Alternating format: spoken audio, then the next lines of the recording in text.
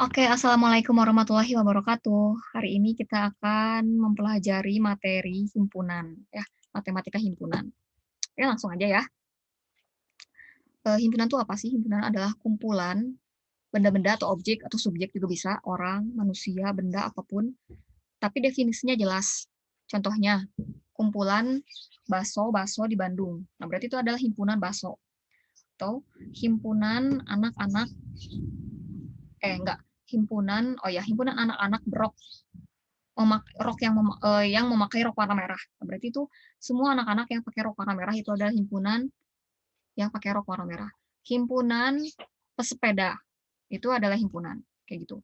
Nah, kalau misalnya himpunan makanan enak itu bukan termasuk himpunan karena apa yang dibilang orang itu misalnya menurut saya bakso tuh enak gitu, tapi menurut orang lain bakso tuh nggak enak. Nah, itu berarti bukan himpunan karena persepsi orangnya beda-beda kayak gitu. Jadi kumpulan himpunan itu adalah bukan yang sifatnya relatif. Relatif itu tuh tergantung orangnya gitu. Jadi himpunan itu bukan yang cantik, pintar, gemuk, misalnya kumpulan orang cantik, kumpulan orang pintar, bukan yang kayak gitu. Kumpulan yang makanan enak, kumpulan yang tidak enak, kumpulan orang baik, kumpulan orang yang nakal, bukan kayak gitu. Karena cantik, pintar, gemuk, enak dan tidak enak, baik dan nakal itu relatif setiap orang memandangnya beda-beda. Bisa jadi orang yang kamu pandang seperti itu, bagi orang lain itu tidak seperti itu gitu. Nah, jadi itu bukan himpunan ya. Jadi himpunan itu yang sudah terdefinisi dengan jelas. Himpunan itu yang benar-benar jelas itu apa gitu. Itu kumpulan apa gitu, kayak gitu. Misalnya kita di jalan ngelihat ada kumpulan manusia, itu bukan himpunan. Karena manusia teh, ya itu teh manusianya apa gitu, kayak gitu. Kecuali kalau misalnya kumpulan manusia bertopi, nah misalnya kayak gitu. Kumpulan laki-laki, semuanya laki-laki karena kita tahu semua orang tahu itu teh laki-laki gitu, kayak gitu. Nah, oke, itu tadi ya pengertiannya. Terus notasinya. Jadi nanti di himpunan tuh kalian akan nemuin apa aja. Kalian akan menemukan ini nanti ada huruf kapital, ada A B C D E F G dan seterusnya itu nama himpunan. Jadi nama himpunannya itu nanti ditulisnya pakai abjad huruf besar. Kalau anggota-anggota himpunannya nanti ditulisnya di dalam kurung kurawal, namanya kurung kurawal ya yang gini. Terus kalau buat memisahkan anggota yang satu dengan yang lain dipakai tanda koma. Contohnya kayak gini. A itu adalah himpunan A. Terus P itu adalah nanti anggota-anggotanya ada apa aja. Terus nanti K itu adalah jenis himpunannya apa aja. Misalnya siswa di kelas yang gemar melukis, kayak gitu. Nah, satu himpunan itu bisa dinyatakan dengan yang pertama adalah kata-kata, yang kedua notasi pembentuk himpunan, dan yang ketiga adalah daftar anggotanya. Yang pertama ini kata-kata.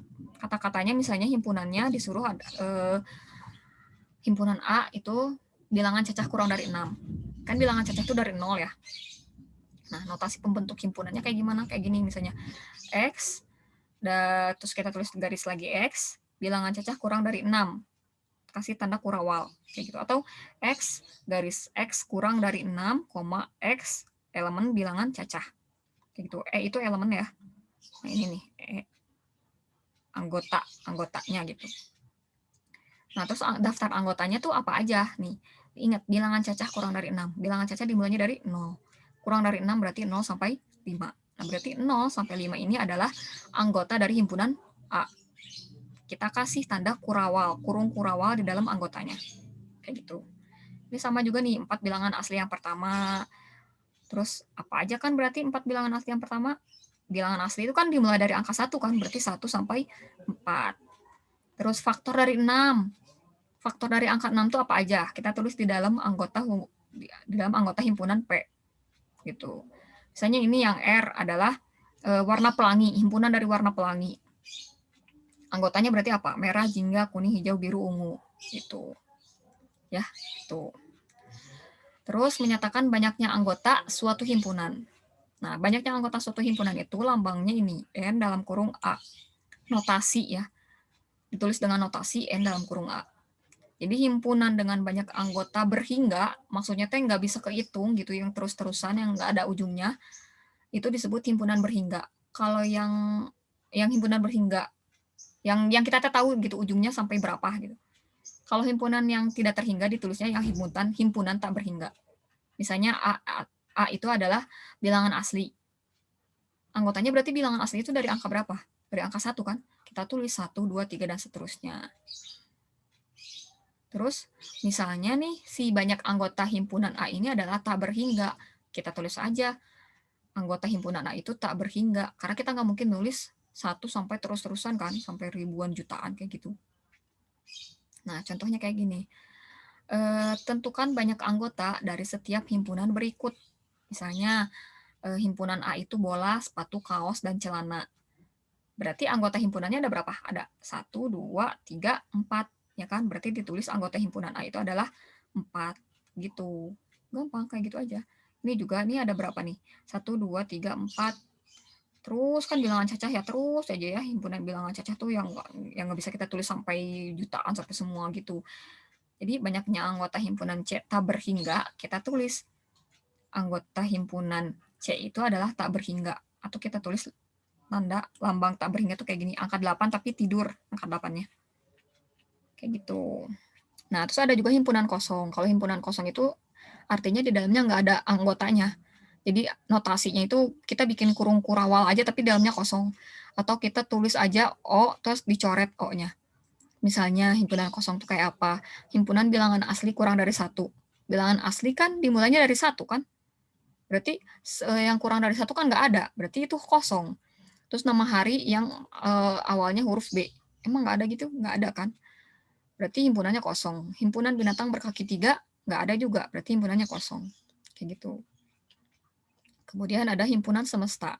Kalau himpunan semesta ini adalah himpunan yang memuat semua anggotanya gitu. Jadi misalnya kita ngebicarain sebuah himpunan SL7, berarti semua orang di SL7 itu adalah semesta. Ditulisnya lambangnya huruf S. Nah, himpunan semesta yang mungkin dari 3, 5, 7 adalah apa aja? Yang mungkin dari 3, 5, 7. Misalnya bilangan prima, ya kan? Bilangan prima itu benar. 3 bilangan prima, 5 bilangan prima, 7 bilangan prima. Terus bilangan ganjil. 3 memang bilangan ganjil, 5 memang bilangan ganjil, 7 memang bilangan ganjil. Bilangan cacah, 3, 5, 7 memang bilangan cacah. Berarti SS ini adalah yang mungkin untuk si himpunan dari ini. Tuh. Nah, ini adalah yang paling penting dari himpunan. Kalian akan selalu diminta untuk menggambar diagram Venn. Namanya Venn ya. N-nya 2, Venn. Nah, himpunan dapat diilustrasikan dengan menggunakan gambar. Ini disebut diagram Venn. Nah, ini ada ketentuan-ketentuannya.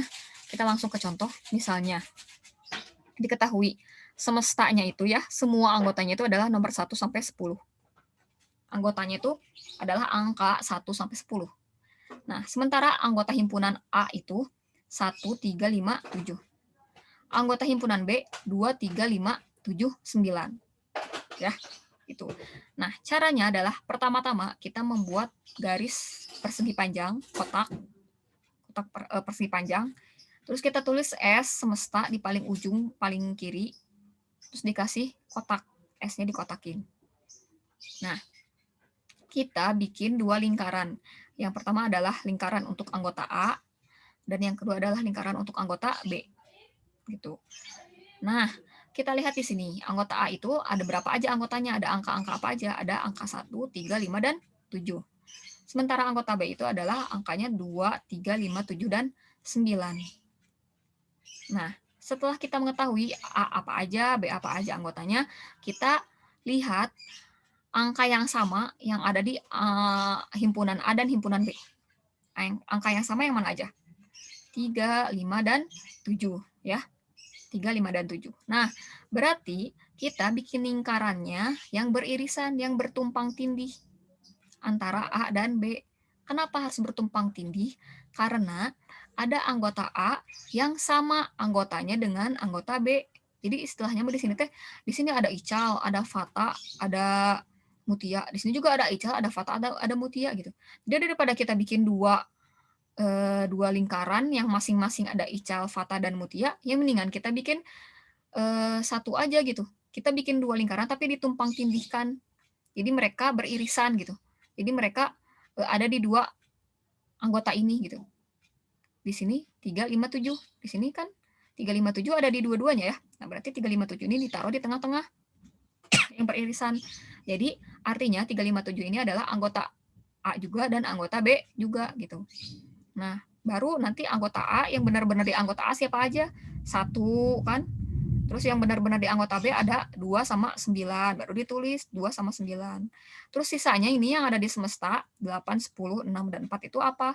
Yang nggak ada di A dan nggak ada di B, alias cuman ada di S aja semesta, alias semuanya.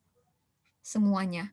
Berarti yang ada di S itu mana yang belum masuk ke A dan B? Masukin ke semesta gitu. Yang nggak ada di A dan nggak ada di B kan 4, 6, 8, sampai 10. Kita taruh aja di luar di semesta. Kayak gitu.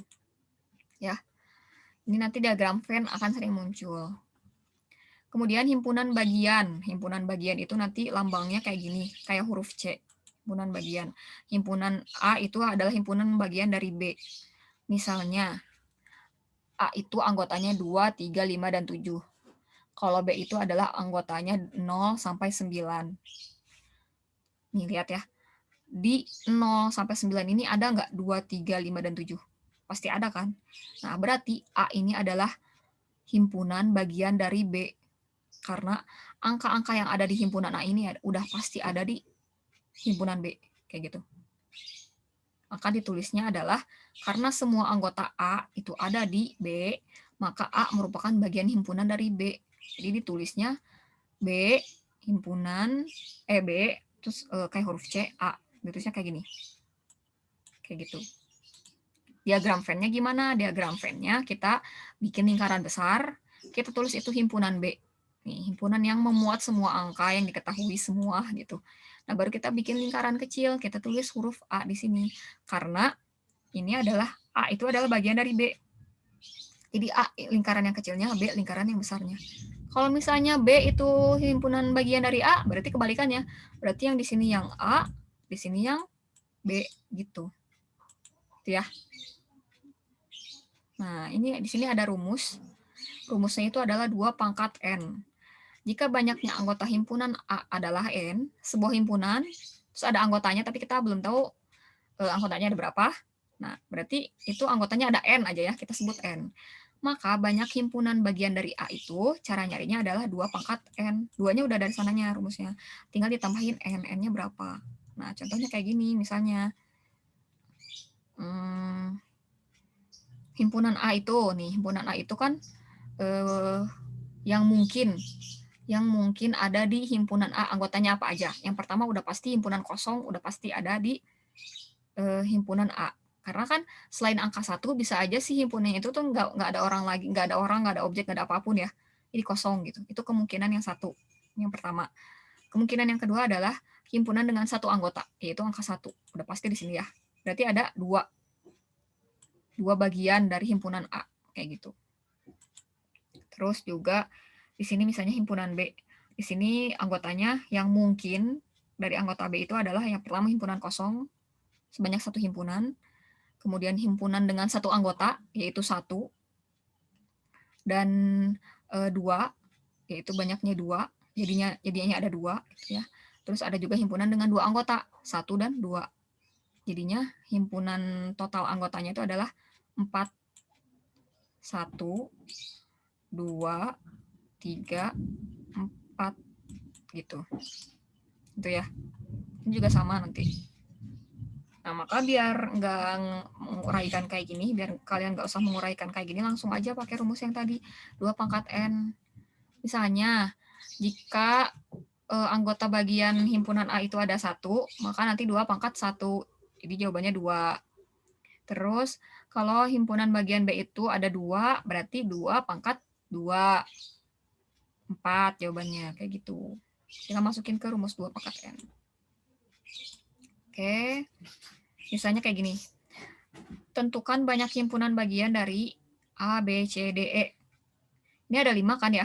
Anggotanya 1, 2, 3, 4, 5. Nah, maka banyak himpunan bagian dari P itu adalah 2 pangkat 5. Jadi ada 32. Tuh. Isinya ini, ada himpunan Q. Q itu ada 1, 2, 3, 4, 5, 6, 7. Berarti jumlah anggota himpunannya ada 7. Berarti 2 pangkat 7, 128. Jadi kalau misalnya ditanyain himpunan bagian, pakai rumus ini 2 pangkat N. Himpunan bagian dari Q adalah, nah, tinggal masukin rumus 2 pangkat N. Tuh.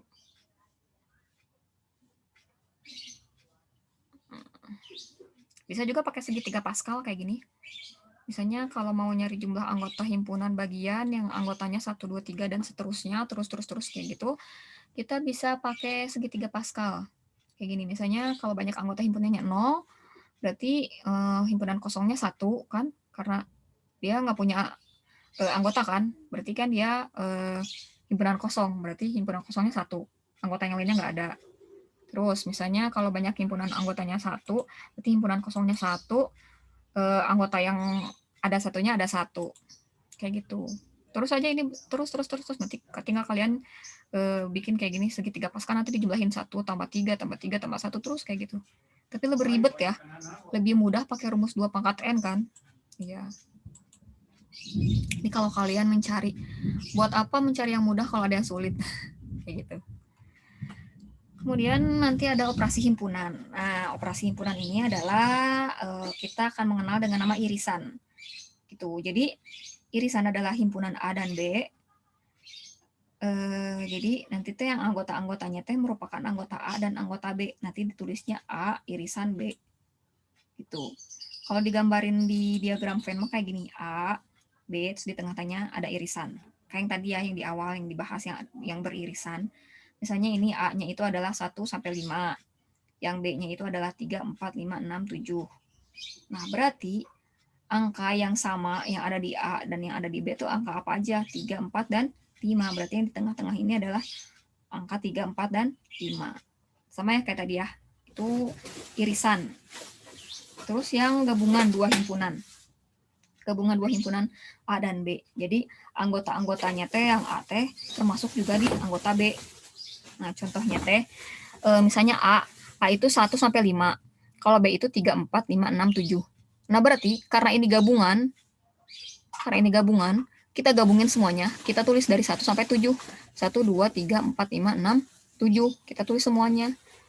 Angka yang sama, 3, 4, dan 5 nggak usah ditulis. Karena sudah termasuk ke gabungan ini.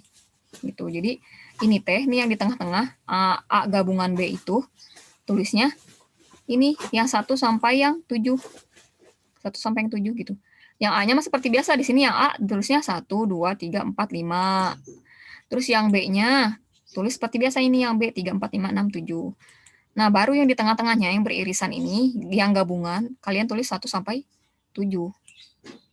Gitu. Kemudian ada komplement. Jika A adalah suatu himpunan dalam S, jadi A itu himpunan dalam S dalam semesta, maka anggota himpunan S yang bukan anggota A disebut komplement. Komplement A, atau ditulis A aksen atau A pangkat C kecil. Nah, kalau di diagram Venn kayak gimana? Di diagram Venn kayak gini. Kita bikin seperti biasa kotak ya, persegi panjang gitu. Terus kita tulis S atau semesta di ujung paling kiri. Nah, di tengah-tengahnya ada A. A itu adalah himpunan anggota A. Sementara yang di luar yang di sini, A aksen atau A pangkat C kecil itu adalah yang tidak termasuk di dalam A ini. Misalnya, A yang ini teh, yang semesta ini teh, sekolah alam. Orang-orang di sekolah alam. Yang A ini teh adalah SL7. Nah, berarti kan yang masuk ke SL7 aja masuk ke himpunan A ini kan. Sisanya mah ya udah di semesta aja. Gitu. Nah, ini contohnya nih. Semestanya itu 1 sampai 10. Sementara A-nya itu adalah 2, 4, 6, 8, dan 10. Berarti yang ditulis di A ini adalah 2, 4, 6, 8, dan 10. Yang S-nya ini sisanya yang nggak termasuk ke A. Terus gimana dong kalau ada himpunan B? Ya, kita bikin lagi lingkaran satunya lagi. Terus tulislah 2, 3, 5, dan 7. Tuh. Nah, tadi kan udah tuh ya. Sekarang kita selisih dua himpunan. Nah, gimana sih himpunan dikurang-kurangin emang bisa? Pengurangan dua himpunan emang bisa? Jawabannya bisa. Nah, contohnya adalah diketahui A, misalnya abjad kecil A sampai F. Sementara B itu adalah A, I, U, E, O. Kalau A dikurangi B, himpunan A besar dikurangi himpunan B besar ini, gimana? Kita lihat di himpunan yang A ini yang ada huruf yang sama dengan yang di B ini. yang ada huruf yang sama A kan. Di sini ada A kecil, di sini juga ada A kecil. Nah, berarti di himpunan A ini dikurangi A-nya dibuang. Sisanya kita tulis di dalam kurung kurawal gitu.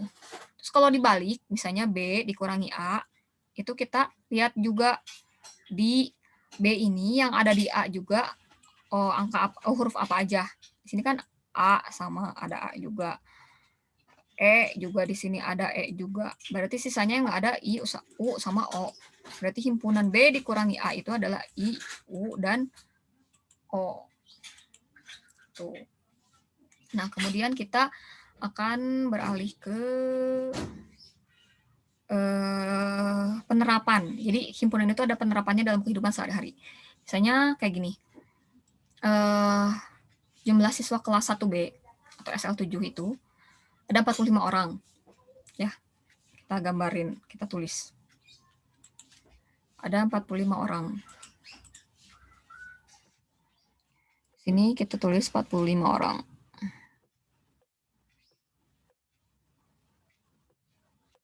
Nah, ya, 45 orang. Ini teh jumlah keseluruhannya, berarti semesta ya, jumlah seluruh siswa. Ini matematika, ini biologi. M untuk matematika, B untuk biologi. Yang suka matematika itu ada 33 orang. Yang suka biologi itu adalah 27 orang. Kita tulis masing-masing angka ini di himpunannya masing-masing. 33 di M, 27 di B. Nah, karena kita belum tahu, ditanyainnya adalah berapa siswa yang suka dua-duanya, kita belum tahu kan berapa aja siswanya. Kita misalkan dengan X. Berarti 33 dikurangi X, dan 27 dikurangi X. Terus yang suka dua-duanya juga kita analogikan sebagai X. Kita misalkan sebagai X. Jadi kita akan mencari X yang ini. Ya. Semua persamaan ini kita salin, kita tulis ke sini, dan kita jumlahkan. Jadi 33 min X ditambah X ditambah 27 min X. Kayak gini jadinya. Sama dengannya, jumlah keseluruhan sama dengan 45. Nah, kan ini dikurungin ya satu-satu. 33 dikurangi X ditambah X ditambah 27 dikurangi X. Kita keluarin dulu kurungnya semuanya.